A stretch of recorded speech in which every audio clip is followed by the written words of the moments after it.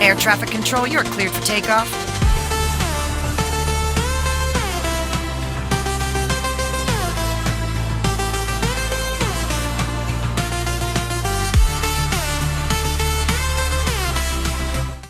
संपूर्ण उरण शहराला हादरवून टाकणाऱ्या थरारक घटनेचे धक्कादायक तपशील पोलीस तक्रारीतून समोर आले असून आमदार महेश बालदी यांच्या बंगल्यात कोयता घेऊन घुसखोरी करणाऱ्या तरुणाची ओळख स्पष्ट झाली.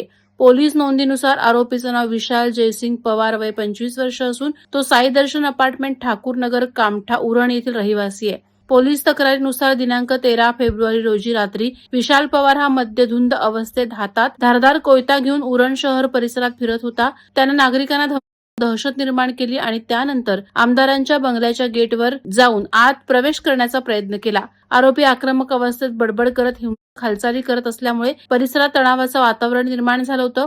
घटनेची माहिती मिळताच उरण पोलिसांनी घटनास्थळी धाव घेत आरोपीला ताब्यात घेतलं आणि त्याच्याकडील कोयता जप्त केला. या घटनेत कोणतीही जीवितहानी झाली नसली तरी संभाव्य मोठा अनर्थ टळल्याचं पोलिसांनी सांगितलं. या प्रकरणी आरोपी विशाल जयसिंग पवार याच्या विरोधात सार्वजनिक ठिकाणी धोकादायक वर्तन करून दहशत निर्माण करणं, पोलीस आदेशाचं उल्लंघन करून हत्यार बाळगणं तसंच मद्यधुंद अवस्थेत गैरवर्तन करणं या आरोपाखाली गुन्हा दाखल करण्यात आलाय.